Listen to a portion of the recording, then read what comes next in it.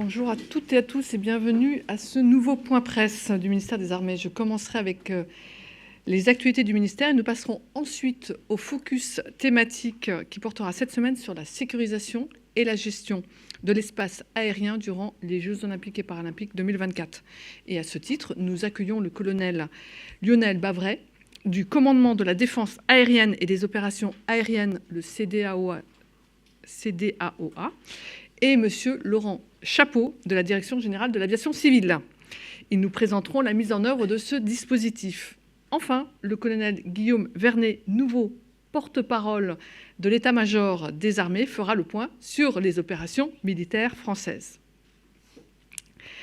Avant toute chose, je souhaite saluer tous ceux qui se sont mobilisés pour faire de ce 14 juillet une réussite.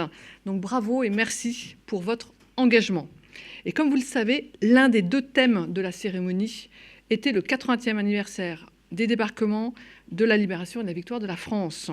Cette année de commémoration constitue un temps fort pour l'ensemble de la nation et la transmission de la mémoire est en effet un enjeu fondamental pour les armées comme pour les citoyens. Nous avons commémoré en juin dernier le débarquement de Normandie et nous poursuivrons les commémorations en août avec l'anniversaire du débarquement de Provence et de la libération de Paris. Je profite pour ce point presse pour vous annoncer la parution du nouveau numéro des chemins de la mémoire dédié au tourisme de mémoire en région Provence-Alpes-Côte d'Azur. Ce numéro revient notamment sur les lieux de débarquement de Provence qui amorcent en août 1944 la libération de la France par le Sud. Aujourd'hui, 41 lieux de mémoire en région Provence-Alpes-Côte d'Azur sont sous la responsabilité du ministère. Et des exemplaires de ce numéro sont à votre disposition dans la salle. N'hésitez pas à vous servir. Et je vous encourage également à regarder la web-série que nous avons réalisée. Ils ont libéré la France. Elle est disponible sur notre chaîne YouTube. Je poursuis avec une actualité de la Marine nationale. Après 148 jours de déploiement, 5 mois de formation, 350 heures de cours et près de 28 000 nautiques parcourus, le groupe École d'application des officiers de la Marine est rentré à Toulon ce 16 juillet. Dans le cadre de la mission Jeanne d'Arc 2024, 800 militaires, dont 160 officiers élèves, étaient embarqués à bord du porte-hélicoptère amphibie Tonnerre et de la frégate type Lafayette Guéprat. La mission Jeanne d'Arc est un déploiement opérationnel de longue durée autour du monde. Elle permet à la France d'assurer sa présence dans son domaine maritime ultramarin et dans les zones d'intérêt stratégique majeur. Elle offre aux officiers et élèves embarqués un cadre de formation concret, réaliste et de qualité. La mission s'est terminée avec l'exercice étendard 24 qui s'est déroulé du 12 au 15 juillet. Pendant 3 jours, les rênes du Task Group, groupement des forces à la mer, ont été remis à un état-major exclusivement composé d'officiers élèves et cet entraînement visait à leur confier intégralement la manœuvre depuis la phase de planification à la conduite opérationnelle.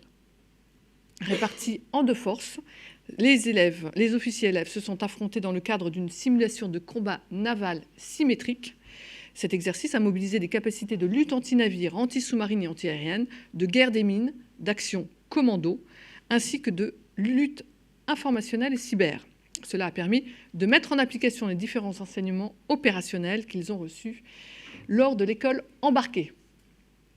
Je ne vous en dis pas plus sur la mission Jeanne d'Arc. Le colonel Vernet reviendra sur la fin de cette mission lors du point sur les opérations. Autre actualité de la Marine, le 17 juillet, l'amiral Nicolas Vaujour, chef d'état-major de la Marine nationale, a admis au service actif le patrouilleur outre-mer Terrirou à Terrirou et Terrail.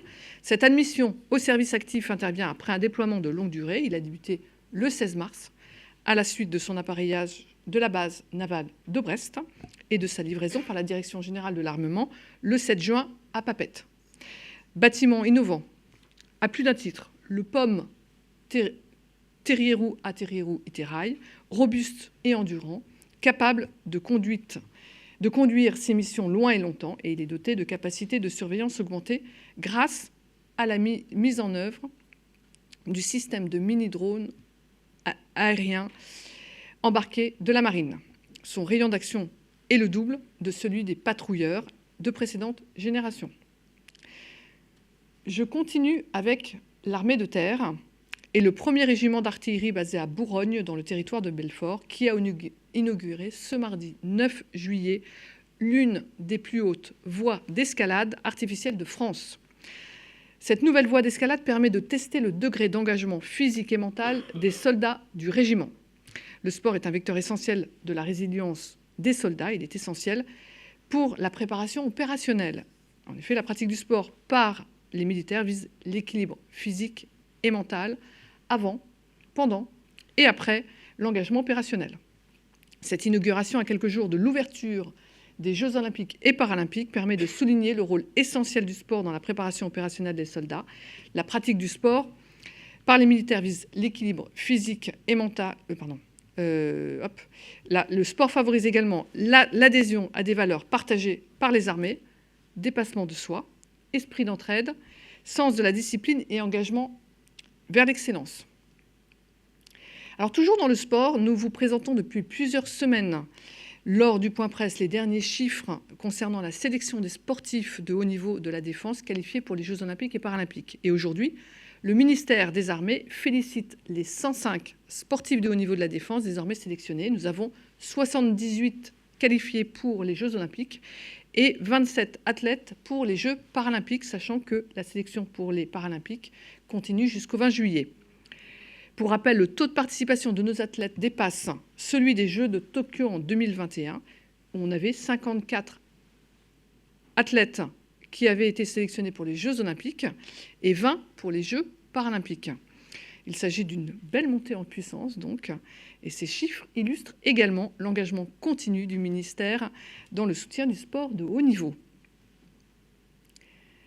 J'en ai fini avec les actualités et nous allons passer au focus thématique, sauf si vous avez des questions.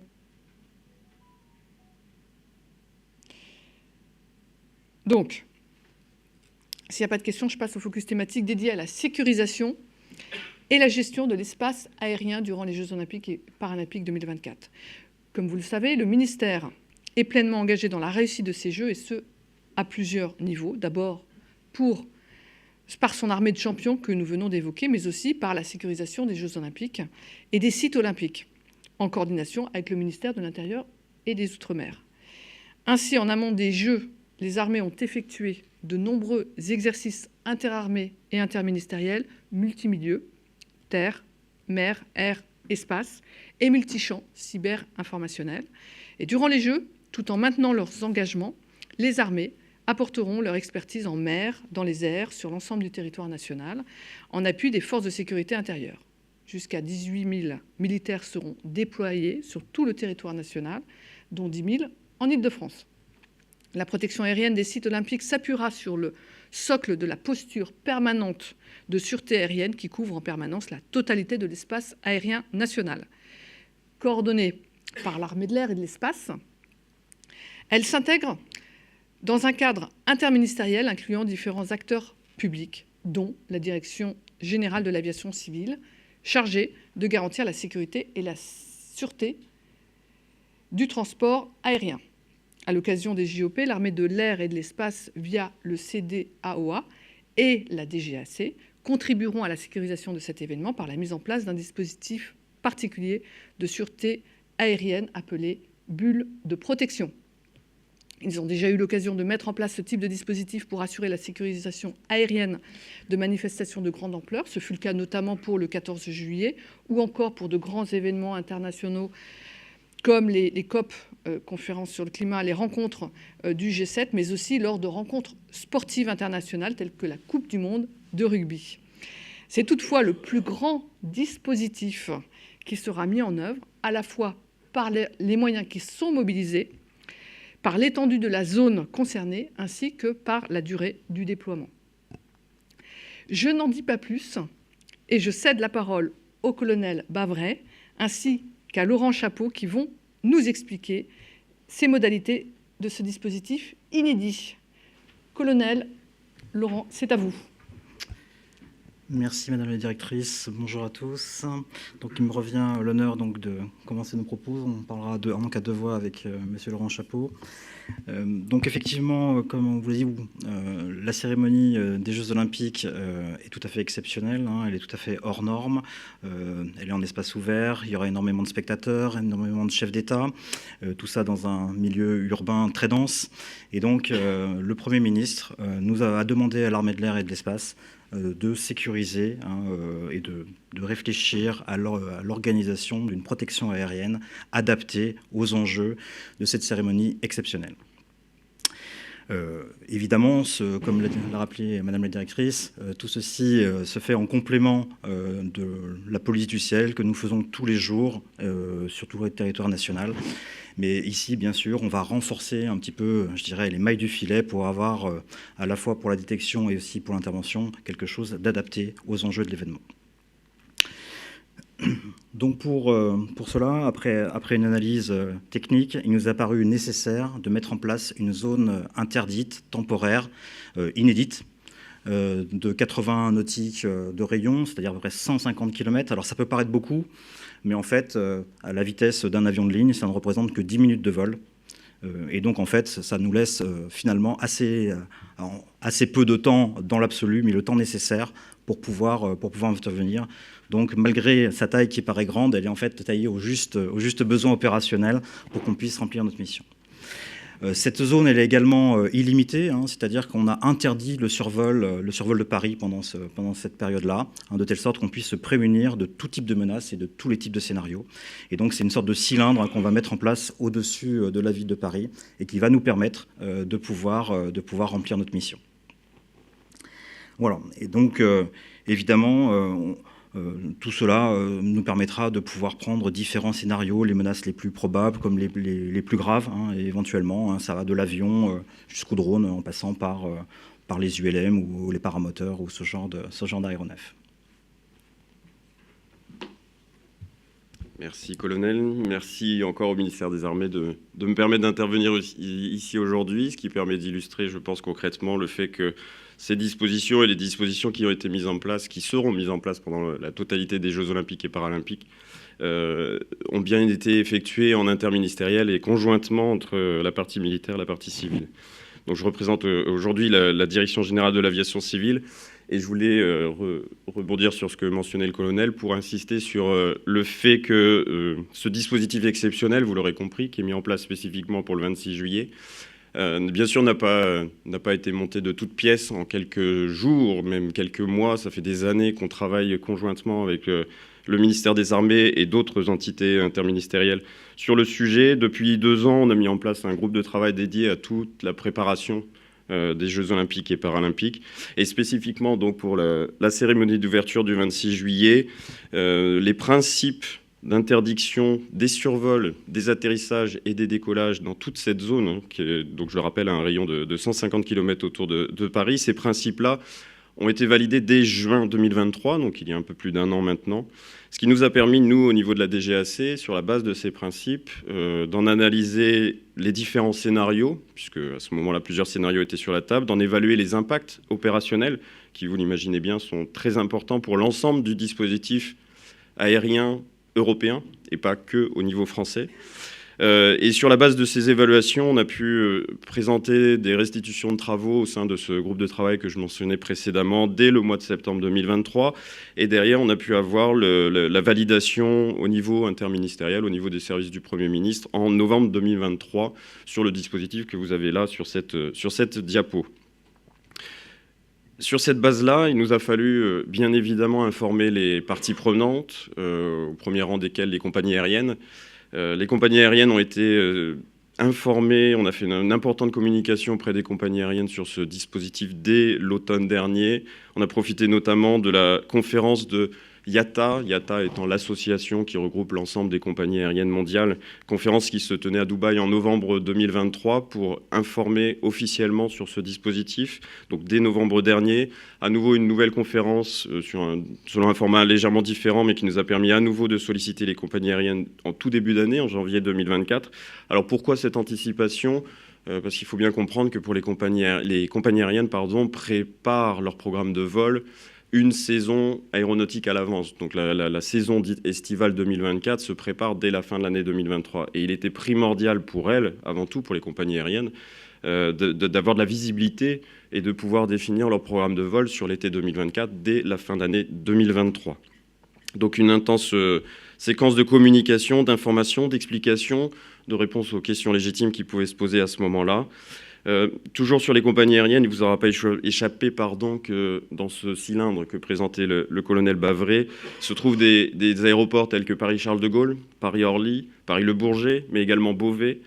Tous ces aéroports, je le rappelle, auront une disposition qui s'appliquera à eux, qui amènera l'interdiction complète des décollages, des atterrissages sur tous ces aéroports, sur la plage horaire qui a été mentionnée, et même un peu au-delà, c'est ça que je voulais préciser, pour être sûr et garantir qu'il n'y aura plus d'avions dans cet espace aérien à 18h30, on a mis en place des dispositions opérationnelles qui amènent concrètement l'interdiction des atterrissages et des décollages sur les plateformes que je citais dès 17h30. Puisque vous comprenez bien que, en fonction aussi des aléas techniques, météorologiques, quelquefois il peut y avoir des retards sur les vols, et il faut absolument qu'on s'assure qu'in fine, à 18h30, tout l'espace aérien que vous avez là soit vidé. Il n'y a pas que les compagnies aériennes qui ont été informées, il n'y a pas que les compagnies aériennes qui volent dans cet espace aérien, il y a énormément d'autres opérateurs, je pense notamment à l'aviation générale, les usagers d'aéronefs privés, mais pas que, il y a aussi toutes les activités de travail aérien, du vol en hélicoptère, du vol en avion, énormément d'acteurs, des acteurs de formation au pilotage par exemple, qui eux aussi ont fait l'objet d'une intense campagne d'information et de communication. Dès novembre dernier, un courrier signé par le directeur général de l'aviation civile leur a été adressé pour présenter ce dispositif. On a eu l'occasion, conjointement avec le CDAOA, de faire la tournée de tous les terrains d'aviation générale d'Île-de-France, Saint-Cyr-l'École, Toussul-Noble, Chavenay, pour ceux qui connaissent, et une douzaine d'aérodromes, si je ne me trompe pas, pour expliquer auprès des usagers ce qui les attendra durant la totalité des JO, et en particulier sur la journée du 26 juillet. Tout ça a fait l'objet d'une publication aéronautique officielle dès début mai 2024, mais évidemment les usagers en étaient informés auparavant, et de manière en miroir, de manière assez similaire avec ce qu'on demande aux compagnies aériennes, pour les usagers de l'aviation générale, on demande à ce qu'il n'y ait plus de vols planifiés un peu en amont des 18h30, qui est vraiment l'heure butée à laquelle tout cet espace de 150 km de rayon devra être vide de tout vol. Voilà ce que je souhaitais présenter à ce stade sur cette journée du 26 juillet. Si on peut passer à la diapo suivante, s'il vous plaît, pour laisser la parole au CDAOA sur le dispositif mis en place. Merci Laurent. Donc, c'est quoi un dispositif particulier de sûreté aérienne, et c'est quoi finalement qu'on va faire de plus que d'habitude par rapport aux grands événements qu'on a déjà sécurisés, puisque comme Madame Tex le précisait, on en a fait beaucoup, beaucoup cette année y compris, et donc on a l'habitude de ce genre de grands événements, et on a l'habitude de travailler à la fois avec nos camarades de la DGAC, mais aussi du ministère de l'Intérieur des Outre-mer, avec les préfectures et l'ensemble des services de l'État. Donc finalement, notre stratégie, elle repose sur quoi? Elle repose d'une part sur une logique multicouche. J'évoquais tout à l'heure des menaces qui pouvaient aller des avions jusqu'aux drones, et donc la réponse à cela, c'est effectivement d'empiler différents moyens pour pouvoir tenir compte de tous les aéronefs et toutes les menaces possibles, à la fois les lentes, les rapides. C'est aussi déjà avant cela augmenter nos capacités de détection. Donc évidemment, il faut savoir avant d'intervenir, il faut savoir, il faut identifier, il faut être capable de voir. On l'a dit, on a fait beaucoup de travail pour pouvoir permettre aux gens de voler, mais donc il faut rapidement qu'on puisse identifier les gens qui ont le droit de voler, qui sont légitimes à voler, puis ceux qui voudraient utiliser les airs pour faire des actes malveillants. Donc c'est très important de pouvoir identifier pour pouvoir ensuite intervenir. Donc un dispositif multicouche qui est très ambitieux, qui intègre beaucoup de moyens, les moyens des armées évidemment, avec ceux de l'armée de l'air, ceux de la marine nationale et ceux de l'armée de terre, mais aussi des moyens des forces de sécurité intérieure, notamment dans le domaine de la lutte anti-drone, qui finalement fait le lien entre ce qu'on fait dans les airs et ce qui est fait au sol, tout le dispositif très complet des services de l'État pour protéger et sécuriser cet événement exceptionnel. Alors, Pour la détection, évidemment, vous le savez, on a des dispositifs de radar qui sont permanents, qui nous permettent de scanner le ciel en permanence, mais on renforce ce système avec des moyens supplémentaires, mais aussi avec des guets à vue, puisque l'œil humain est très performant, et donc on a un système de guets à vue, à la fois en l'air, dans des avions, mais aussi au sol, disposé de façon cohérente, de telle sorte qu'on complète nos dispositifs techniques par l'œil humain, qui reste un capteur extrêmement performant pour pouvoir détecter quelque chose. Voilà. Et ensuite, évidemment, c'est des moyens d'intervention qui vont de l'avion de chasse jusqu'aux moyens de lutte anti-drone, en passant par les hélicoptères, les moyens de défense solaire, qui vont nous permettre, à la fois en étant prépositionnés en l'air, en étant plus près de la zone défendre, ou alors en alerte au sol, pour pouvoir multiplier notre engagement et nos efforts, nous permet de pouvoir répondre, faire du sur-mesure en fonction de la situation et du type de menace à laquelle on peut être confronté, mais aussi s'il y a des gens qui sont en difficulté, comme on le fait tous les jours sur le territoire national. Et c'est enfin la centralisation du commandement, parce que vous voyez, il y a beaucoup d'acteurs, donc c'est extrêmement important d'être en capacité de savoir ce qui se passe sans perdre de temps et de pouvoir agir avec la bonne personne. Et donc, il y a un maillage complet de tous ces acteurs qui est centralisé dans notre centre de commandement habituel, celui du Lyon-Mont-Verdun que vous connaissez, qui gère la police du ciel tous les jours. Et donc, c'est ce même centre qui va centraliser tous ces acteurs et qui sera aussi en lien avec les autorités gouvernementales pour pouvoir prendre les décisions qui s'imposent en fonction des situations. Voilà. Pardon. Jusqu'à présent, on a parlé spécifiquement de cette journée du 26 juillet, qui, vous le savez tous, évidemment, est une journée très particulière pour beaucoup de raisons. On a souhaité, là, aujourd'hui, également, profiter de cette occasion, de l'occasion de cette conférence de presse pour parler du dispositif qui est mis en place de manière générale pendant la totalité des Jeux Olympiques et des Jeux Paralympiques. Ce que vous avez sur la carte en haut à droite ici, c'est en fait une représentation schématique, synthétique, des zones d'espace aérien qui ont été spécifiquement définies pour encadrer la région parisienne, pour le dire simplement, et qui ont comme un objectif finalement très simple, qui est de dire que tout ce qui rentre, tout ce qui circule dans l'espace aérien, dans ces espaces aériens, doit être connu, déclaré à l'avance, connu à l'avance, ce qui inclut également les passagers, les membres d'équipage qui sont dans ces dispositifs qui circulent dans ces espaces aériens. Pour cela, pour ce qui concerne l'aviation commerciale, que vous connaissez tous, et typiquement l'aviation qui dessert les plateformes de Paris-Charles de Gaulle, de Paris-Orly, on n'a pas surajouté de dispositifs particuliers par rapport à ce qui existe au quotidien en termes d'inspection filtrage des passagers, des membres d'équipage par exemple, ce qui nous permet au quotidien d'avoir la visibilité et la connaissance de ce qui vole dans ces espaces aériens comme ailleurs.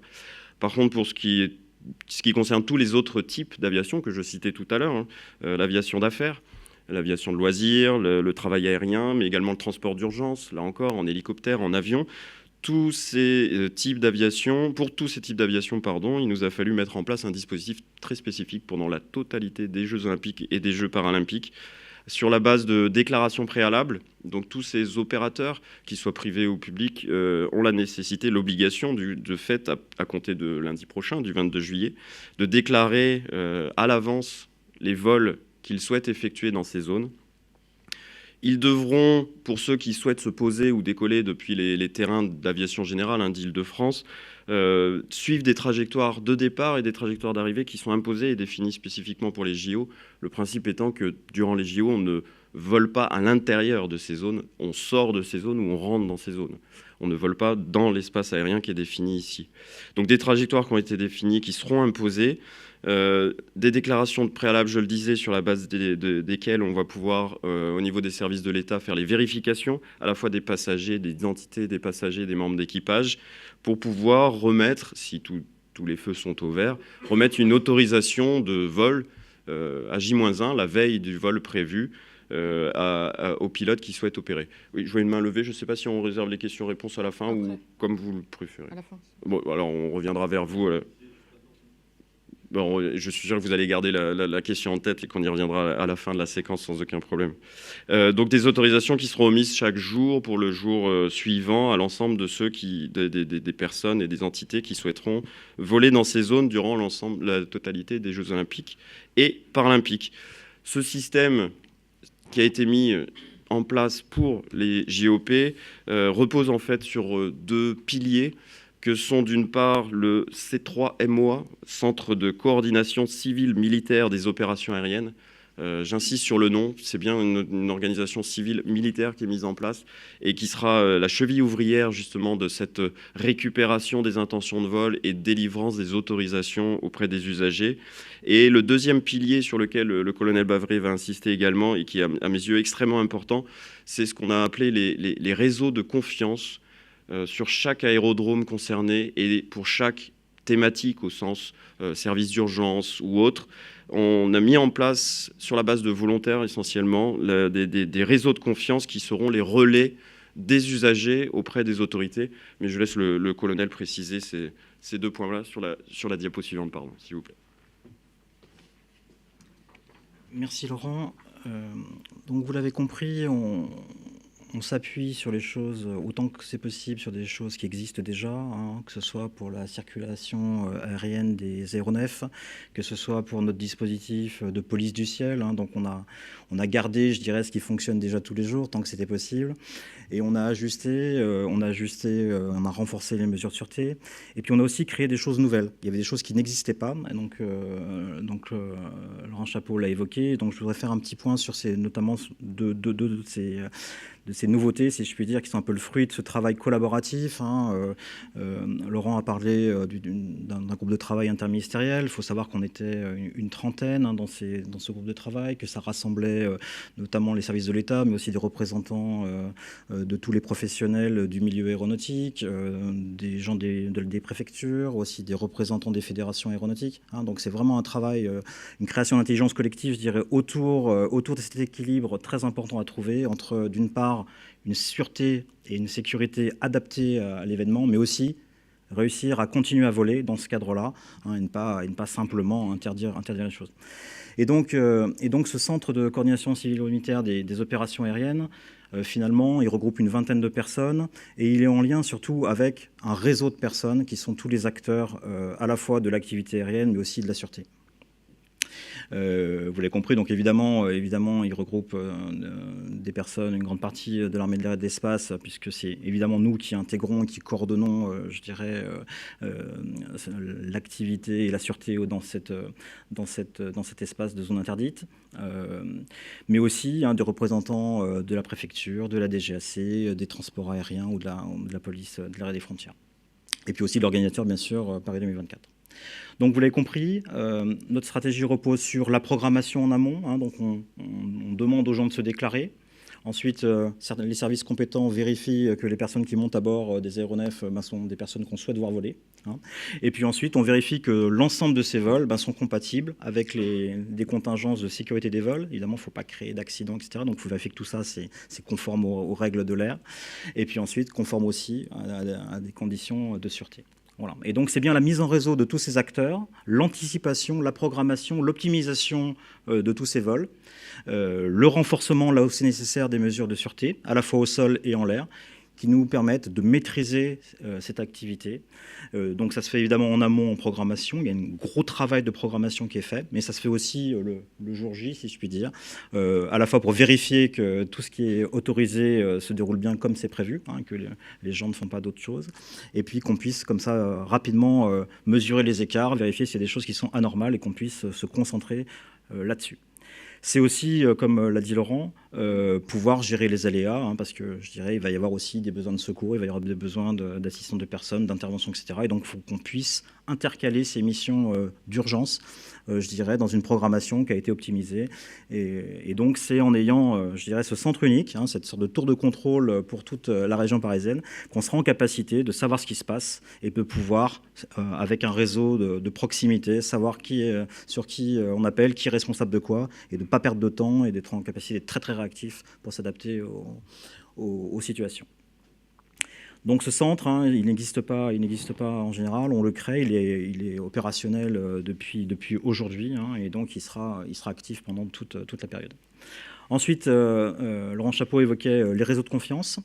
En fait, c'est vraiment les gens, on a associé tous les gens qui ont intérêt à ce que l'activité aérienne se passe bien. Hein, donc le réseau de confiance, c'est pas uniquement les acteurs régaliens, hein, c'est pas uniquement les gens de la DGAC, les militaires, etc. C'est aussi, on s'est dit, ben, si on agrège avec nous tous les gens qui ont intérêt à ce que ça se passe bien, qui ont envie de voler, et ben, on sera plus fort. Hein, et donc, on a fait à la fois sur chaque aérodrome, hein, parce que vous le savez, l'aéronautique, ça rassemble des passionnés, hein, et des gens très, très sérieux.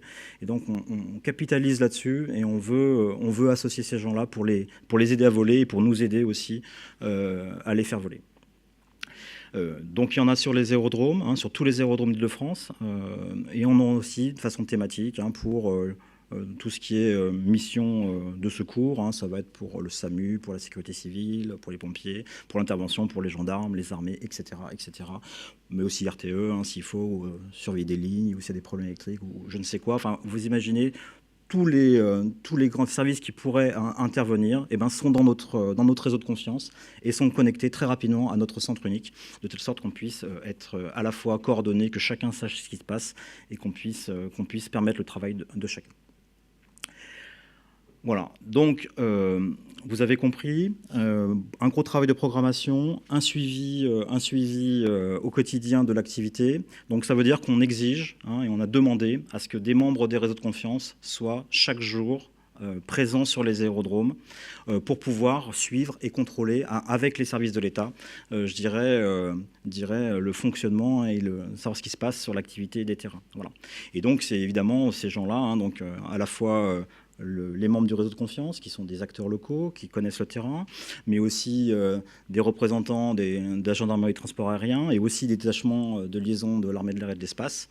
Je dirais c'est ce pôle, hein, ce petit, qui va être finalement l'alerte, qui sera en capacité localement hein, d'être le relais à la fois de ce centre unique qui pourra diffuser des informations, mais aussi de faire remonter des réalités de terrain pour alerter, si c'est nécessaire, je dirais le niveau central pour que les décisions soient prises.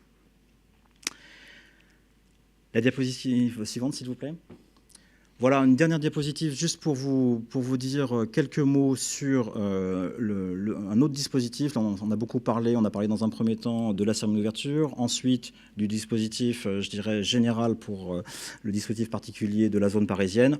On en fait un également d'une ampleur moindre de par la complexité de l'espace aérien, mais de toute façon, de façon très sécurisée aussi sur la zone de Marseille, un petit peu à l'instar de ce qu'on a fait pour l'arrivée de la flamme le 8 mai. Voilà, c'est pour votre information, avec les mêmes principes qu'on retrouve de centralisation, de coordination des moyens au niveau interministériel, avec l'approche multicouche de la même façon. Tout ça, on le retrouve aussi. Et tout ça, bien sûr, s'intègre, hein, comme ça a été rappelé par la directrice en introduction, dans notre dispositif national hein, qui protège tout le territoire national jusqu'à Tahiti. On en a terminé, et puis avec M. Chapeau, on est tout disposé à répondre à vos questions. Oui, bonjour, Nicolas Barotte du Figaro. Des petites précisions et des questions. Le C3MOA, il est installé où? Je n'ai pas entendu peut-être que vous l'avez dit. Ensuite, en termes de mobilisation de moyens aériens, combien d'appareils sont en alerte, avions de chasse et hélicoptères pour la séquence? Et est-ce que vous pouvez nous rappeler la procédure en cas d'événement? Il y a 10 minutes, vous avez dit, pour intervenir. Comment ça se passe très concrètement? Et est-ce que le fait d'avoir un gouvernement démissionnaire, ça change quelque chose dans la prise de décision? Merci. Écoutez, je vous remercie pour toutes ces questions. Donc tout d'abord, le C3MOA, donc il est positionné auprès de l'organisateur Paris 2024, donc qui sera dans le bâtiment Pulse à Saint-Denis de Paris 2024. Mais ce n'est pas une émanation de Paris 2024, hein, c'est bien une émanation des services de l'État. Mais il est prépositionné auprès de l'organisateur, ce qui donne un certain nombre d'avantages en termes d'organisation, notamment parce que Paris 2024 va mettre en œuvre à la fois des hélicoptères, des drones, des avions qui seront au plus près des épreuves. Et donc c'est important d'avoir une coordination fine avec ces aéronefs qui sont vraiment au cœur de Paris. Et donc ça a été un choix qui a été fait de pouvoir se positionner là-bas. Ensuite, en termes de moyens, en fait, je ne peux pas vous répondre directement avec des chiffres, puisque c'est une combinaison de moyens. Donc on a, vous le savez déjà, tous les jours, en dehors des Jeux Olympiques, on a déjà un certain nombre de moyens qui reposent sur des avions de chasse qui sont en alerte, des hélicoptères, etc. Là, on a renforcé, je vous l'ai dit, avec des moyens de détection supplémentaires, avec des moyens de défense solaire, de moyenne portée, courte portée, on a renforcé avec des guets à vue, on a renforcé avec des moyens de lutte anti-drone prépositionnés, etc. Et c'est en fait, les moyens sont mis en œuvre depuis plusieurs bases aériennes partout en France. Et donc, en fonction de la nature des événements, en fonction de l'urgence des enjeux, les avions sont soit déjà en l'air, et donc là on profite, donc ça va aussi avec des avions radars qui sont en l'air, on met des avions ravitailleurs pour qu'ils puissent durer en l'air, donc c'est notamment le cas pour la cérémonie d'ouverture. Et puis il y a des avions qui sont aussi au sol, prêts à les compléter, à les relever ou à intervenir ailleurs s'il y avait besoin. Donc je dirais qu'on a plutôt une logique avec différents cercles, puisque évidemment pendant ce temps-là, on va continuer à protéger l'ensemble de l'espace aérien, et donc on continue à faire notre travail de tous les jours, qui n'est pas circonscrit strictement à Paris ou à Marseille ou là où se passent les Jeux Olympiques, mais bien sûr on aura une attention particulière, et c'est pour cela qu'on a fait le choix à la fois de confier à l'armée de l'air l'intégration et la coordination de tous ces moyens, parce qu'on voit bien que finalement à un moment donné on zoome et on dézoome, et qu'on sent que le commandement est toujours centralisé, qu'il n'y aura qu'un seul chef, il n'y a qu'une personne qui coordonne et qui contrôle et qui commande et qui conduit la manœuvre, de telle sorte à assurer sa cohérence et qu'il n'y ait pas de trou dans la raquette et qu'on puisse assurer la protection adaptée. Voilà, et donc je dirais qu'il y a beaucoup de moyens qui sont disponibles. Certains sont fixes et je dirais associés à des sites, c'est notamment le cas pour les moyens de lutte anti-drone, c'est pour les moyens solaires qu'évidemment on ne va pas déplacer, mais tout ce qui est mobile, je pense aux avions, aux hélicoptères, aux avions de chasse, aux avions ravitailleurs, aux avions radars, etc. Et bien on va adapter l'activité en fonction du moment, et on a c'est un petit peu l'avantage de l'armée aérienne d'avoir cette souplesse pour pouvoir le faire. Pour nous, ça change rien pour nous. La chaîne est la même. Donc, tant qu'on a un Premier ministre, on sait agir, et donc c'est le cas. Donc, il n'y a pas aucune difficulté pour nous. Oui, Pierre Julien, indépendant. Petite précision simplement, justement, vous parliez des avions radars. Y a-t-il un AWACS supplémentaire pour protéger, justement, on va dire le 26, à la date du 26, puisque donc logiquement, il y en a toujours un qui protège la France, on va dire. Et y en a-t-il un plus dédié sur cette journée? Vous parliez des drones. On avait cru comprendre à Villacoublay, lors d'un exercice, que vous alliez peut-être, alors sinon acheter, tout au moins récupérer des radars mobiles, style Saab ou Thales, savoir où vous en êtes actuellement, qui avait l'air d'être plutôt performant. Et puis une question évidemment pour M. Chapeau sur vous savez, les journalistes aiment beaucoup les chiffres. Alors donc, est-ce que pour cette journée du 26, vous savez combien de vols ont été ou seront impactés entre 18h30 et minuit pour les compagnies aériennes, et si ces dernières ont réussi à un petit peu obtenir des créneaux, peut-être pas, mais tout au moins à permettre aux passagers de ne pas être trop justement lésés par ces heures de no-fly zone. Donc, je commence à répondre. Donc, pour les avions radars AWACS, donc on en a plusieurs en service, et effectivement, chaque jour, il y en a un qui est réservé, si je puis dire, et qui peut décoller sur alerte en fonction des besoins pour la posture permanente de sûreté air, pour la police du ciel. Donc ça, évidemment, c'est toujours le cas. Et effectivement, on a plusieurs aéronefs. Donc, dans tous les cas, on sera en capacité de faire voler, notamment pour la cérémonie d'ouverture, il y aura en permanence un avion radar en l'air, de telle sorte de compléter par le haut, si je puis dire, la surveillance de ce qui se passe au sol. Mais c'est un peu la question que vous posez sur les avions, les radars, type Saab G1X, par exemple, effectivement, qu'on a complété. Effectivement, on en a loué pour l'occasion. Ils seront en place à Paris et à Marseille. Et donc, ils vont venir compléter. Je parlais donc, vous avez compris la logique multicouche, mais il faut imaginer que Paris, ce n'est pas plat. Il y a des collines, etc. Donc, on a besoin de compléter à la fois des choses qui sont au sol, qui voient plutôt à l'horizontale et vers le haut. Voilà. Et puis, des choses sur les toits, des choses en dessous, Exactement, par en haut. Donc voilà, donc on complète, je dirais, à la fois en bande de fréquence, parce qu'évidemment, voir un drone ou voir un avion, c'est pas la même vitesse, c'est pas la même surface à voir. Donc il y a cette dimension-là. Puis il y a aussi évidemment tous les masques de terrain qu'on comprend bien. Et donc je dirais, l'approche multicouche, elle est à la fois sur la nature de ce qu'on cherche à détecter, mais aussi avec la réalité du terrain pour s'adapter, je dirais, à la troisième dimension. Voilà. Et donc effectivement, il y aura des avions AWACS qui sont en l'air. Et effectivement, on a complété nos dispositifs avec la location de certains moyens, comme celui du radar SAM.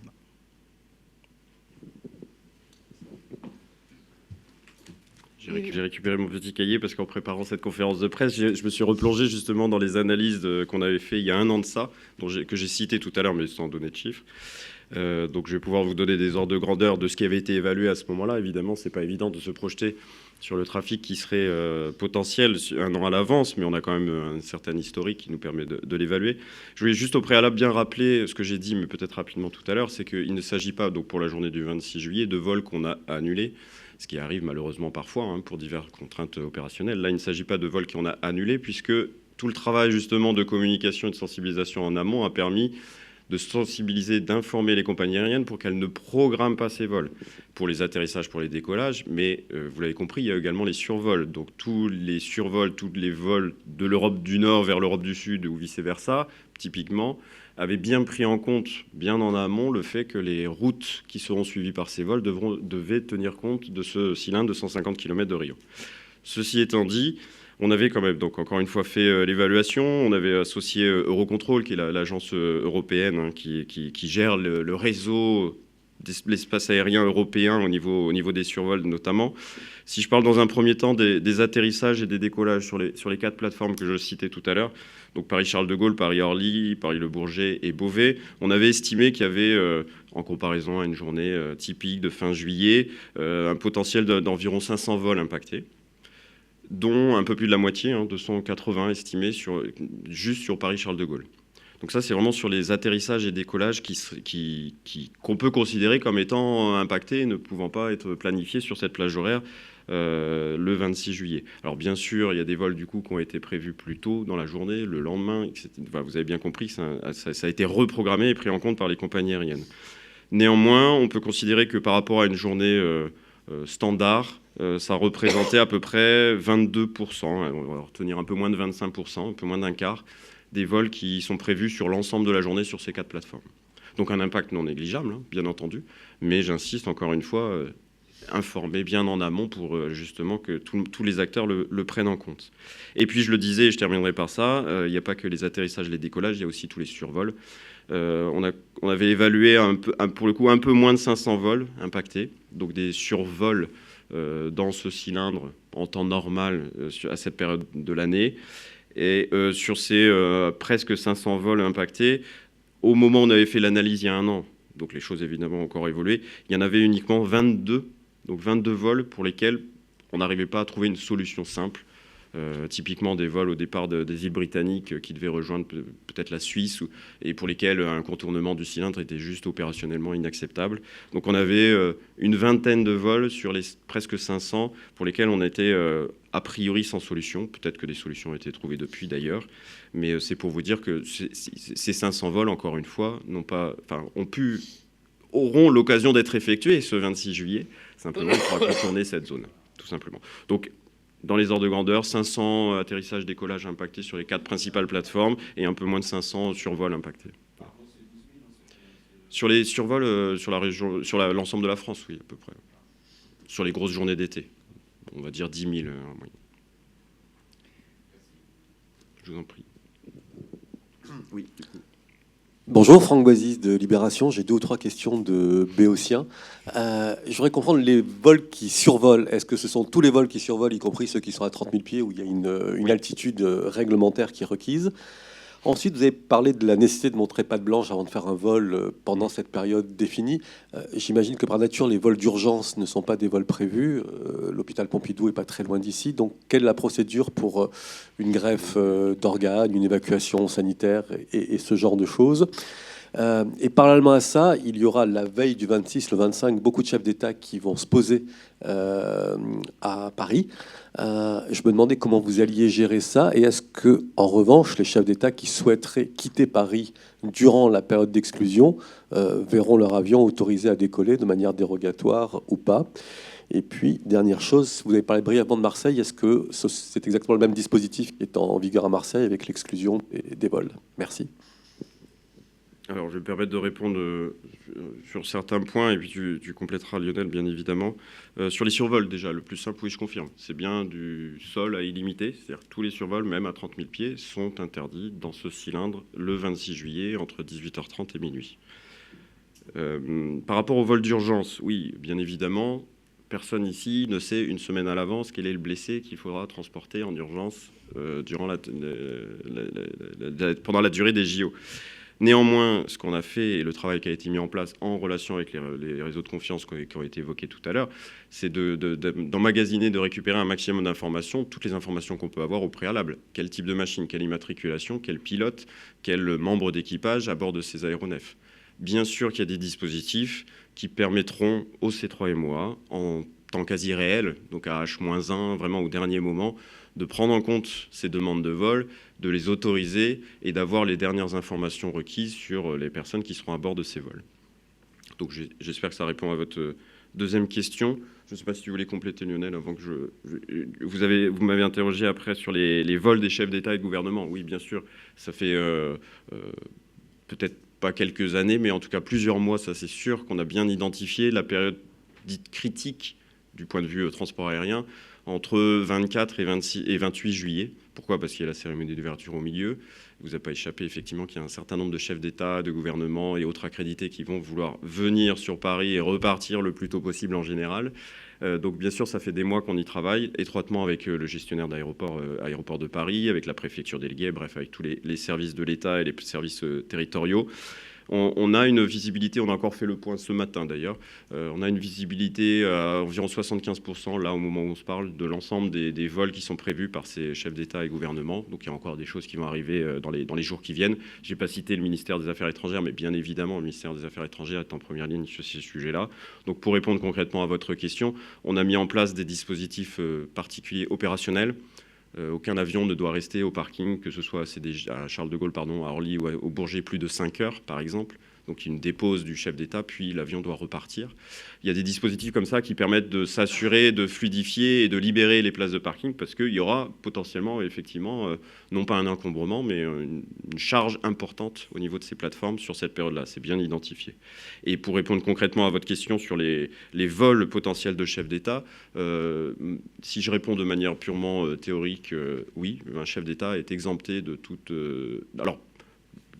J'avais en tête les contraintes environnementales qui s'appliquent habituellement sur les décollages de nuit ou autres. Un chef d'État peut partir, n'est pas concerné par ces dispositions. Au moment où on se parle, j'ai pas connaissance de demandes importantes en ce sens-là, de chef d'État ou de gouvernement, sauf situation particulière qui arriverait dans un pays le 26 juillet, bien évidemment, mais de chefs d'État qui souhaiteraient absolument repartir dans la foulée. Il y en aura probablement. Je ne suis pas en train de dire qu'il n'y en aura pas, mais il n'y a pas de demande énorme en ce sens au moment où on se parle. Et, oui, juste pour dire que le dispositif qui vous a été présenté sur le 26 juillet est quand même extrêmement strict, extrêmement précis, et même pour les vols de chefs d'État, chaque vol sera challengé au regard de l'interdiction globale qui est applicable ce 26 juillet de tout vol. Il y avait juste un point sur Marseille, sur le dispositif. Oui.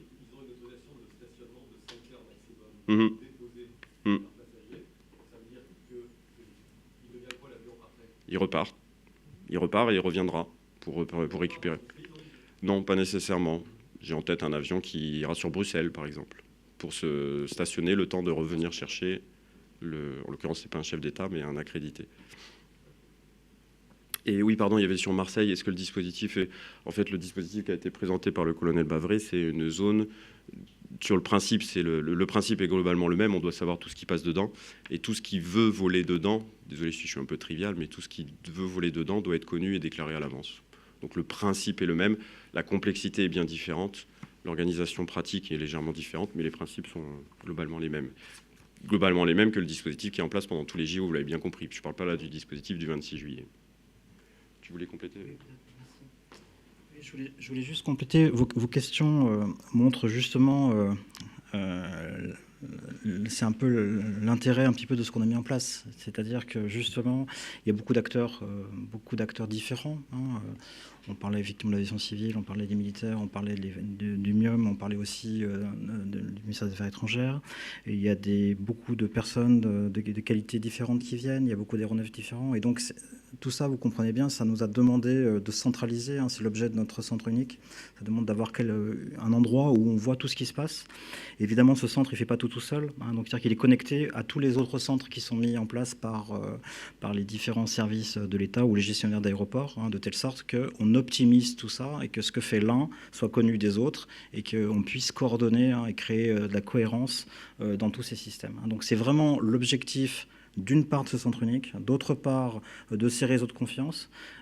Typiquement, on a appelé, vous avez vu, il y a des réseaux locaux qui sont sur chaque aérodrome, donc c'est vraiment un correspondant local sur chaque aérodrome avec qui on peut parler, mais c'est aussi thématique, ce qu'on a appelé thématique, on a parlé d'intervention des secours, mais c'est aussi pour le protocole pour les chefs d'État, etc. Donc ça veut dire qu'on a un lien direct entre ce centre et puis quelqu'un qui a une fonction particulière pour accueillir, pour faire voler, etc. etc.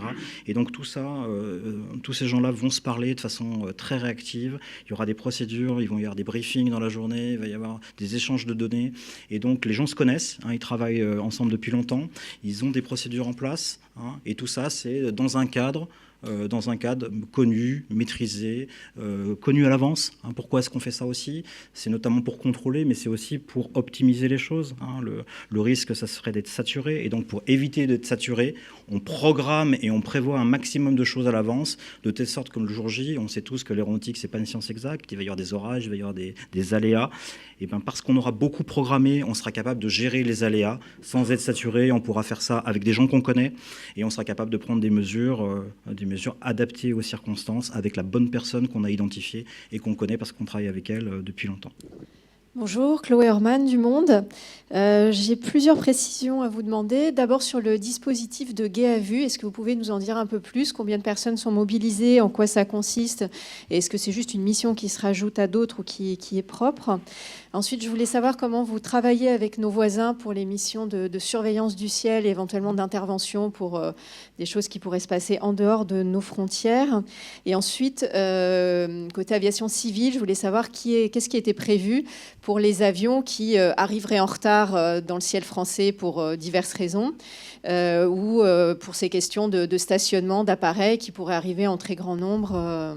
Donc voilà, pour avoir un peu de précision là-dessus. Et aussi au décollage, puisqu'on sait qu'une heure, c'est quand même très, très juste comme délai. Il suffit d'un bagage qu'il faut récupérer en soute. Et voilà, entre 17h30 et 18h30, ça peut être compliqué de récupérer ce fameux bagage. Qu'est-ce qu'on fait des avions ? Est-ce qu'il y a des créneaux supplémentaires pour décoller plus tard ? Merci madame pour ces questions. Alors tout d'abord pour les guets à vue, c'est quelque chose qu'on a l'habitude de faire sur chaque dispositif particulier de sûreté aérienne. On met des guets à vue. Il y a deux rangées de guets à vue, si je puis dire. Il y a des guets à vue qui sont plutôt au loin, qui sont plutôt dans des avions écoles, et qui permettent de compléter, notamment en basse altitude, parce que les radars qui voient vers le haut, et bien évidemment, dans les vallées, etc., ils ont un peu plus de difficultés à pouvoir voir les choses. Et donc l'œil humain, avec soit positionné dans un endroit stratégique, si je puis dire, soit des avions qui se déplacent et qui peuvent aller circuler ou aller identifier, sont des vecteurs extrêmement précieux pour compléter et renforcer, resserrer les mailles du dispositif. Et donc, c'est quelque chose qu'on a l'habitude de faire chaque fois. Donc, je dirais qu'il y a on dirait trois niveaux de guet à vue. Il y a un niveau qui est plutôt dans les avions et qui bouge et qui va un peu au loin. Il y a une partie qui est plutôt associée à la partie défense solaire et qui permet aussi de pouvoir faire un second rideau. Et puis ensuite, il y a un troisième rideau qui se fait au niveau de la lutte anti-drone. Et qui permet aussi d'activer et de coordonner ces moyens-là. Voilà, donc c'est vraiment un système complet avec des gens en vol et des gens au sol. Mais c'est au-delà de tout ça, c'est aussi la mise en réseau des acteurs. Sur le terrain, vous le savez, il y aura beaucoup de policiers, de gendarmes, de militaires qui seront là. Et donc, on est en capacité, avec nos centres de commandement, de pouvoir connecter des gens qui verraient quelque chose d'anormal, de ramener l'information, je dirais, dans nos centres d'opération. Donc, c'est aussi avec le maillage au sol de toutes les forces déployées qu'on aura une acuité et une surveillance maximale pendant cette période. Donc, ils ont eu une sensibilisation particulière sur ce Bien sûr. Non seulement ça, mais aussi on a mis en place des remontées d'informations pour pouvoir capitaliser sur des détections et des choses anormales qui seraient détectées ici ou là. Donc je dirais qu'il y a vraiment des... Alors, du coup, vous voyez bien qu'avec ce que je viens de dire, ça fait plusieurs milliers. Donc, voilà pour les GAVU, en tout cas qui sont propres à l'armée de l'air ou à l'armée de terre, puisque l'armée de terre en met aussi en œuvre. Ça fait plusieurs dizaines, oui, de nombreuses dizaines. Voilà. Excusez-moi, vous me posez votre seconde question était... Sur les partenariats avec oui, nos pardon. voisins. Alors, merci, excusez-moi. Sur les partenariats, en fait, on garde nos partenariats habituels. C'est-à-dire que déjà au quotidien, pour conduire nos missions de police du ciel, on est intégré avec tous nos partenaires des pays limitrophes, transfrontaliers. Donc on a des accords transfrontaliers avec chacun des pays limitrophes, y compris la Suisse.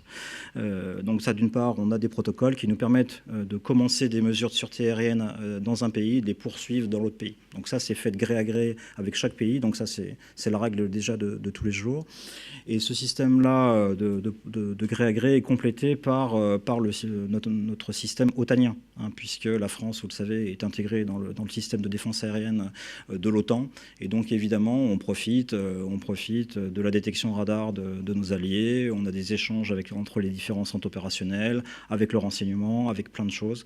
Et donc, on est complètement intégré. Mais ça, je dirais que ce n'est pas spécifique aux Olympiques, c'est vraiment notre dispositif habituel, H24, 365 jours par an, qui est à l'œuvre. Et évidemment, tout ça, ça reste extrêmement pertinent pendant la période des Jeux.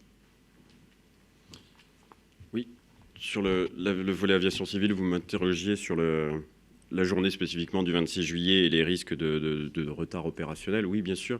Ce que je vous ai présenté, c'est la vision des autorités et la vision du coordonnateur des créneaux accordés aux compagnies aériennes sur ces aéroports-là, parce que, petite parenthèse, je ne l'ai pas dit tout à l'heure, mais les 4 aéroports que je citais, Charles de Gaulle et Orly sont habituellement coordonnés. Donc, pour le dire simplement, avant de pouvoir se poser à Charles de Gaulle, il faut en faire la demande et avoir un slot, on appelle ça un slot, un créneau horaire.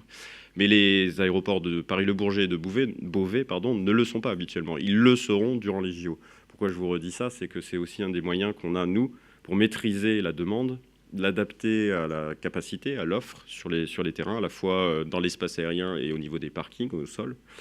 Et du coup, encore une fois, ce que je vous présentais, c'est la planification, enfin la coordination. Au niveau de la coordination, on est arrivé à la conclusion qu'on ne pouvait plus accorder de créneaux à compter de 17h30 heure locale pour tenir cette butée de 18h30. Parce qu'il y a des aléas de type, on citait les orages tout à l'heure, ça c'est l'exemple que tout le monde comprend. Et bien évidemment, on est impacté dans ce cas de figure et c'est imprévisible par définition. Les orages peuvent amener très rapidement un avion à avoir 20 minutes, une demi-heure, 3/4 d'heure de retard. On a estimé, nous, qu'il était raisonnable de bloquer les créneaux 1 heure avant. Après, la balle est dans le camp de la compagnie aérienne, j'ai envie de dire. À elle d'identifier ses risques opérationnels. Vous avez cité les problèmes de bagages, de passagers qui ne se présentent pas, des choses comme ça. À elle de déterminer si elle prend le risque opérationnel, j'entends, de programmer un vol à 17h30 en se disant ça passera pour être sûr qu'à 18h30 on est bien décollé et qu'on soit bien sorti de la zone. Ou bien, et certaines compagnies ont fait très certainement ce choix, de se dire, nous, on ne va pas choisir 17h30, notre dernier vol, notre dernier atterrissage, ce sera, je ne sais pas, 16h, 16h30, parce qu'on sait qu'on a aussi ces risques opérationnels internes à la compagnie aérienne. Et au bout du bout, effectivement, la compagnie qui n'arriverait pas à sortir de cette zone ou qui ne rentrerait pas dans cette zone à une heure qui lui permettrait d'atteindre les aéroports cible à 18h30, ça fera partie des cas qui seront étudiés en temps réel par le C3MOA, mais effectivement ça posera des problèmes et potentiellement des avions qui seront maintenus au sol parce qu'on est arrivé dans l'heure de gestion de 0 vol dans l'espace aérien. Et vous m'avez interrogé spécifiquement sur la gestion des parkings. Je pense que j'y ai répondu partiellement par les dispositions qui sont mises en place sur la nécessité de ne pas rester plus de 5 heures, par exemple, sur une place de parking. Et là encore, la coordination que j'ai évoquée permet aussi de gérer ce point-là en avance. On sait combien de places de parking on a, même si opérationnellement, c'est un tout petit peu plus compliqué que ça, parce que vous comprenez bien qu'un Boeing 777 prend un tout petit peu plus de place qu'un Falcon. Donc, ce n'est pas un pour un, mais on sait à peu près, la capacité qu'on a, et on sait du coup l'adapter à la demande et pouvoir refuser le cas échéant via le système de coordination si ça ne rentre plus dans la demande. Donc, voilà les outils qui sont mis en place. Encore une fois, je vous l'ai dit tout à l'heure, la période du 24 au 28 juillet, on l'a identifié de longue date comme étant une période qui sera tendue du point de vue de la gestion des aéroports franciliens notamment, et pas que, même jusqu'à Beauvais ou au-delà. Mais il y a des aéroports en France qui sont mobilisés pour être des Oui. solutions de report, ou chez nos voisins, si c'est le cas de Bruxelles. Et est-ce qu'il y aura des créneaux supplémentaires pendant la nuit pour permettre à des avions qui n'auraient pas pu décoller de repartir? Alors, merci pour la première question, parce que c'est un point que je n'ai pas mentionné. Et oui, on a fait le point sur les aéroports tels que Vatry, Lille, Nantes. On est allé parce qu'à l'échelle aéronautique, il n'est pas inenvisageable de se déporter sur Nantes si ce n'est pas possible d'être en région parisienne. Donc oui, ça a été identifié. On a mis sur la table toutes ces capacités qui ont été remontées par les exploitants aéroportuaires de ces aéroports pour permettre notamment au ministère des Affaires étrangères d'avoir bien ça en tête. Et pardon, vous aviez une dernière question qui m'échappe à l'instant. Est-ce qu'il y aura des créneaux après Non. Après minuit? Alors non, il n'y a pas de... Enfin, après minuit, alors attendez, ça dépend des aéroports, ça dépend des règles. Ce que je dis quand je dis non, c'est que non, il n'y a pas de disposition particulière mise en place pendant les JO. Attention, le 26 juillet, enfin la nuit du 26 juillet au 27 juillet, à CDG, il y a un décalage néanmoins des contraintes qui s'appliquent habituellement pour permettre aux aéronefs qui auront été stackés à Charles de Gaulle de repartir après minuit, avec potentiellement, on ne l'a pas évoqué, mais la possibilité, c'est marqué dans la documentation qui a été publiée, de permettre des premiers décollages de Paris-Charles de Gaulle, si les conditions de sûreté le permettent, dès 23h30. Donc la fin officielle, c'est minuit, mais dès 23h30, il pourrait y avoir potentiellement des décollages, et uniquement des décollages, et uniquement de Paris-Charles de Gaulle. Voilà, ça me permet de préciser ce point que je n'avais pas mentionné. Merci beaucoup. Je propose que vous posiez votre question après en marche, parce qu'il faut qu'on avance. On a le point sur les opérations militaires françaises avec le colonel Vernet. En tout cas, merci beaucoup pour cet éclairage passionnant qui a suscité de nombreuses questions et qui vont continuer sans doute en marche. Merci beaucoup. Merci Madame la Directrice. Bonjour à tous et à toutes. Je suis le colonel Guillaume Vernet. Je suis le nouveau porte-parole du chef d'état-major des armées. Très content d'être ici pour ce qui va être mon premier point presse. On commence sans tarder par le territoire national avec la participation des armées à la sécurisation des JO de Paris. Donc on a parlé de la sécurisation du milieu aérien. On parle aussi des autres milieux terrestres et maritimes. Et on parle aussi des milieux non physiques, ce qui est le cyber. On brosse le multimilieu, multichamp. Les armées y adoptent une posture dissuasive et rassurante. Cette sécurisation est en place dans un cadre interministériel et est planifiée depuis plusieurs mois. Donc à l'heure où je vous parle, il y a déjà des dispositifs et des déploiements. On commence par la mer dans le cadre de la posture permanente de sauvegarde maritime, la PPSM.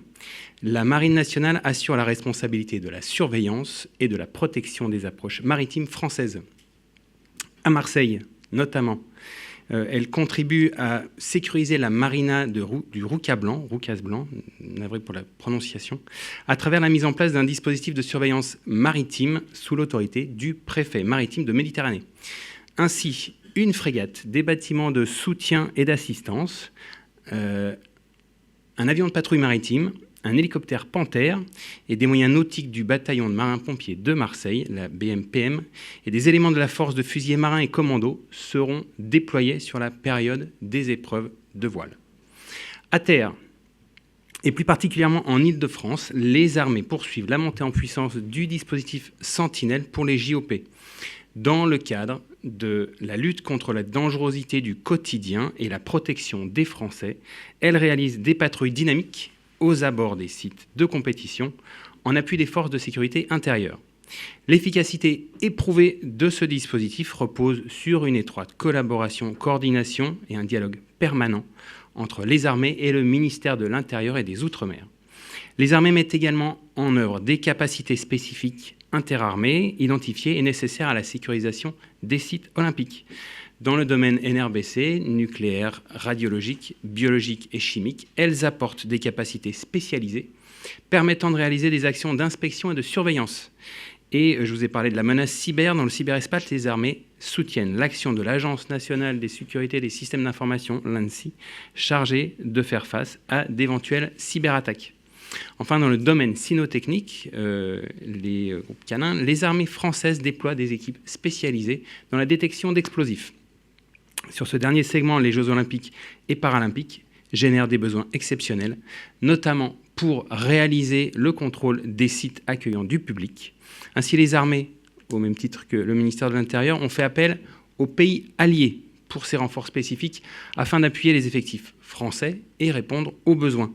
C'est une cinquantaine d'équipes cynotechniques étrangères provenant de 12 pays, qui sont la Belgique, le Danemark, l'Espagne, la Finlande,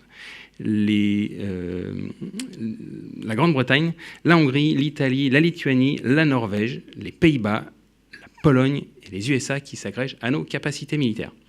Ce déploiement exceptionnel pour cet événement s'étend aussi au-delà de l'Hexagone. Comme il était fait mention, à Tahiti, la vague de Teahupo'o, qui accueille les épreuves de surf, sera placée sous la surveillance des unités de la Marine nationale et de la gendarmerie maritime aux côtés des autres administrations de l'État. Les forces armées en Polynésie française, FAPF, engagent à ce titre des patrouilleurs, une vedette et un avion de surveillance. À terre, les FAPF déploieront 2 unités sentinelles pour rassurer et dissuader. Enfin, dans quelques jours, la cérémonie d'ouverture se tiendra sur la Seine avec un petit peu moins de 200 embarcations, dont 90 péniches pour les délégations d'athlètes. Cette parade débutera au niveau de la zone d'Ivry-Charenton, qui aura un statut particulier qu'on appelle zone protégée. Elle sera placée sous l'autorité des armées, qui fournissent une expertise en milieu fluvial. Ce sont plusieurs spécialistes qui sont mobilisés, les plongeurs de combat, des gens du génie, les sections de combat fluvial, les plongeurs démineurs, des équipes d'inspection subaquatique. Alors à terme, les armées seront déployées de manière exceptionnelle sur le territoire national, jusqu'à 18 000 hommes en appui des forces de sécurité intérieures.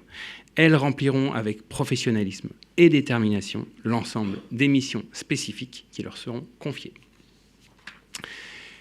On parle de la sécurisation du relais de la flamme avec un bilan rassurant. Vous l'avez vu à l'occasion du 14 juillet, la flamme olympique a rejoint Paris après avoir traversé une 60aine de départements de l'Hexagone et 5 départements, régions, territoires d'outre-mer.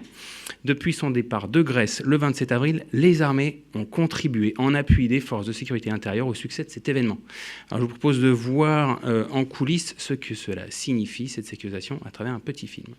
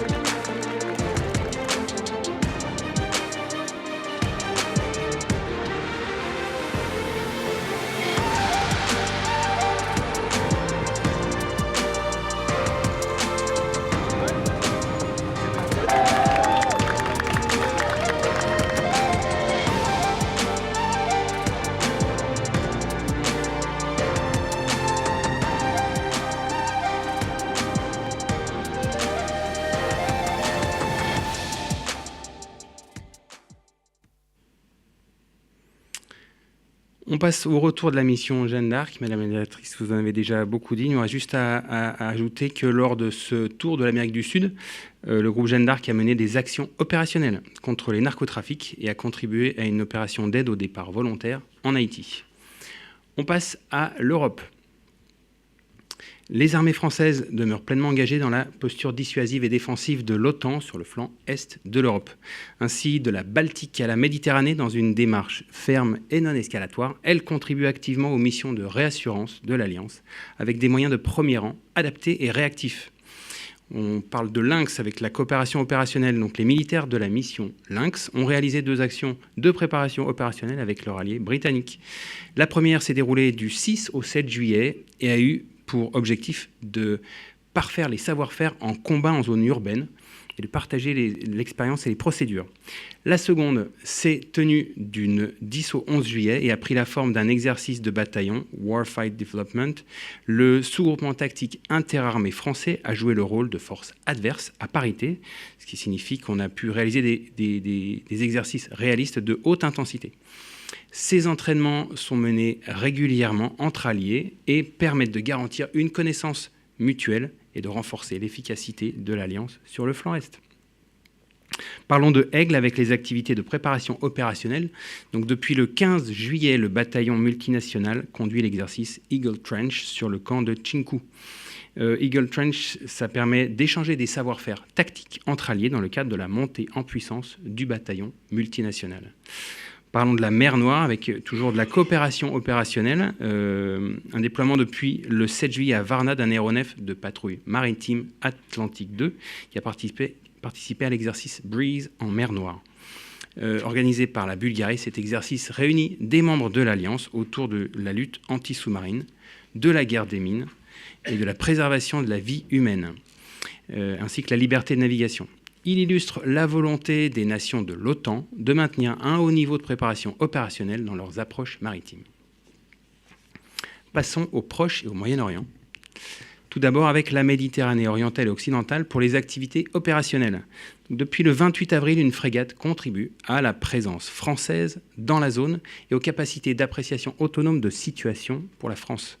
Cette frégate a récemment fait escale à Alexandrie, permettant ainsi de conduire des activités de coopération avec l'Égypte, qui est un partenaire stratégique de premier plan pour la France en Méditerranée.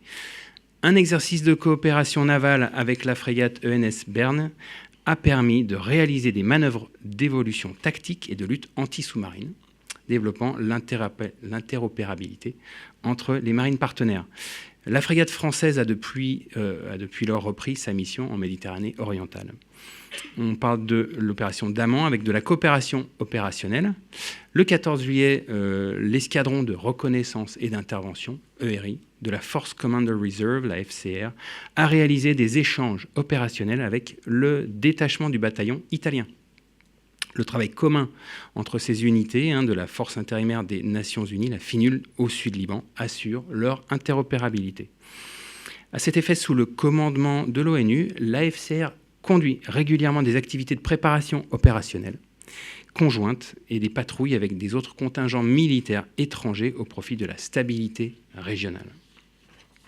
Passons à la mer Rouge pour ce qui est de la sûreté maritime, puisque de Suez à Ormuz, la France poursuit son engagement au profit de la sûreté maritime dans le cadre de l'opération européenne Aspides. Ainsi, la frégate française déployée dans la zone depuis fin mai poursuit ses accompagnements et protections de navires de commerce en mer Rouge.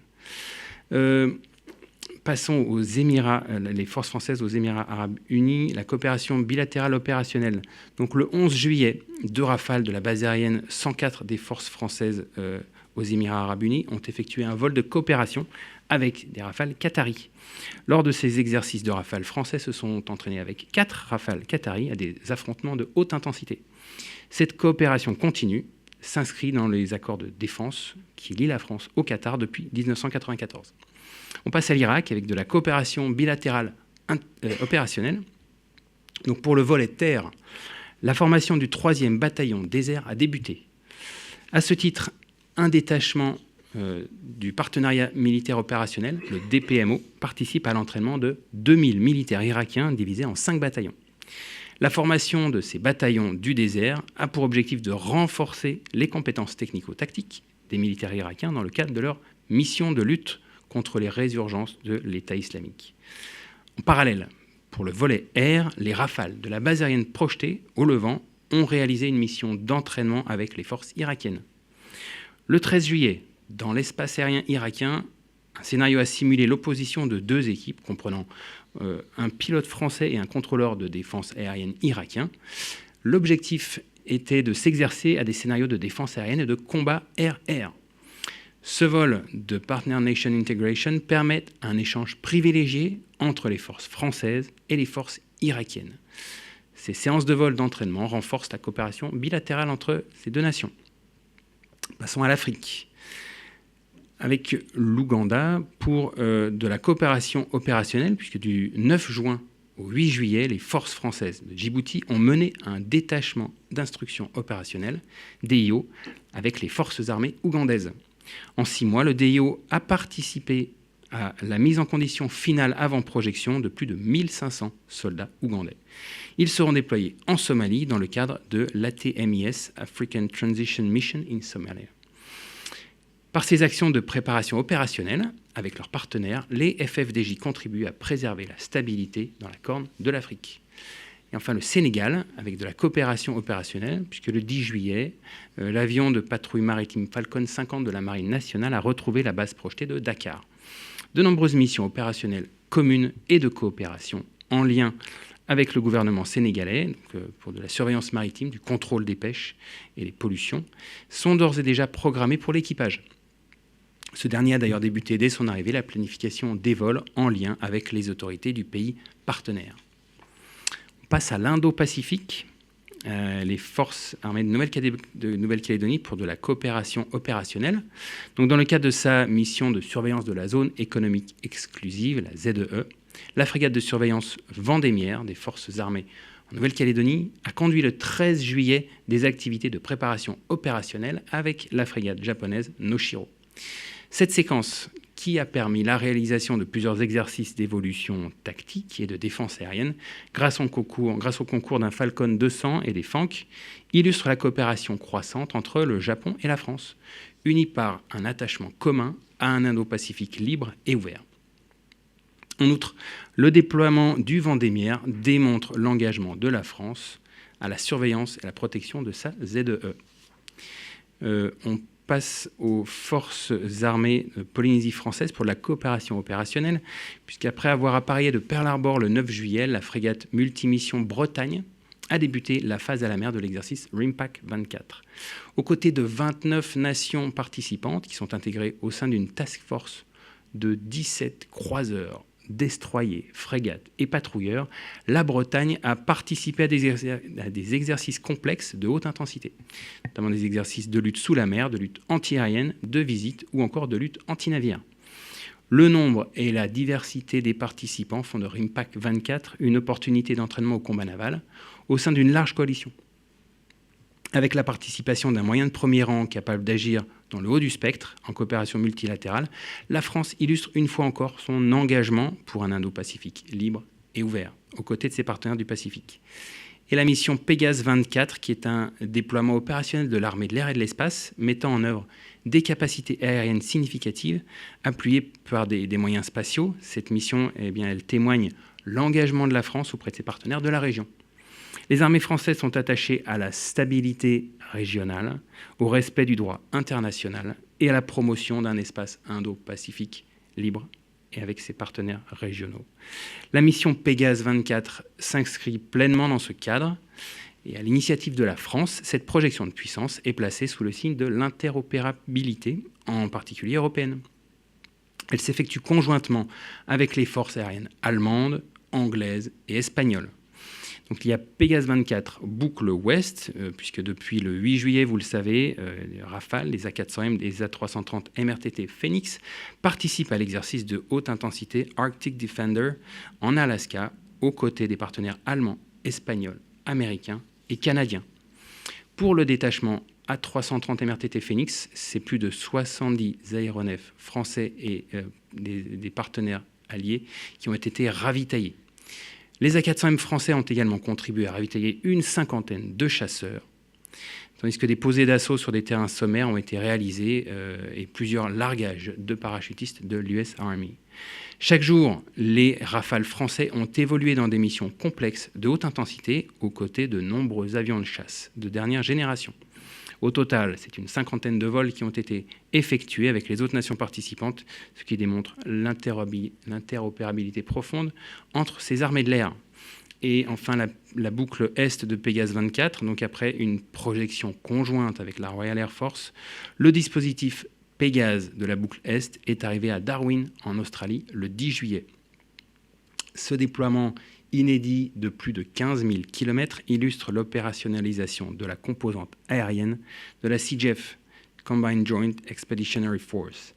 Conduite depuis le Centre Air de Planification et de Conduite des Opérations, le CAPCO, à Lyon, par des aviateurs des 2 nations européennes, la mission a été rendue possible grâce aux escales réalisées aux Émirats arabes unis et à Singapour pour les pays partenaires majeurs de l'Indo-Pacifique. Depuis le 15 juillet, Rafale A330 MRTT Phoenix et A400M sont engagés dans l'exercice Pitch Black 2024, organisé par la Royal Australian Air Force. Durant 3 semaines, une vingtaine de nations participantes mettront en œuvre près de 140 avions et effectueront des entraînements au combat aérien de haute intensité. À cette occasion, les équipages français entendent renforcer leur interopérabilité et partager leur savoir-faire avec l'ensemble des forces partenaires. Et on termine avec la zone Antilles-Guyane. Les forces ont ici participé à la lutte contre les trafics illicites, puisque le 10 juillet, en patrouille dans les eaux territoriales françaises au large de la Guyane, après avoir contribué à la sécurisation du tir d'Ariane 6, le patrouilleur Antilles-Guyane l'a résolu, a procédé au contrôle d'un navire réitérant en action de pêche illégale. Ce dernier a été dérouté vers le port de Cayenne afin qu'il puisse être saisi. Ce contrôle a permis la saisie de la cargaison, soit près de 9 tonnes de poissons, 10 kg de vessie natatoire et 3 km de filets. Cette mission de police des pêches démontre l'engagement des forces armées au profit de la biodiversité et ça montre aussi la cohérence du dispositif des forces armées en Guyane. Enfin, dans les FAA, le bilan de les forces armées Antilles-Guyane, aux Antilles, les forces armées aux Antilles, le bilan du soutien de la population suite à l'ouragan Beryl. Eh bien, nous avons porté assistance du 4 au 11 juillet aux populations sinistrées à la demande de Saint-Vincent et des Grenadines. Le bâtiment de soutien et d'assistance outre-mer Dumont-d'Urville a été déployé dans l'archipel des Grenadines afin d'acheminer du fret humanitaire de première nécessité aux populations sinistrées après le passage de l'ouragan Beryl. Cette opération a permis la livraison de plus de 250 tonnes de fret d'urgence. Le 33e régiment d'infanterie de marine a également été déployé à terre pour participer à la réouverture d'Axe, tandis que l'infirmerie du BSAOM a apporté son concours au soutien médical. L'action des armées françaises démontre la pertinence du dispositif en zone Antilles-Guyane et leur capacité à opérer sous très faible préavis afin de porter assistance aux populations. J'en ai terminé. Merci colonel et bravo pour cette première présentation. Et nous vous donnons rendez-vous à la rentrée le 27 août, juste avant la cérémonie d'ouverture des Jeux olympiques et paralympiques. Donc nous serons bien évidemment, nous restons disponibles pour répondre à toutes vos questions pendant tout l'été. Et n'hésitez pas à contacter le centre média si vous avez des questions. Je vous souhaite une très belle journée. Au revoir.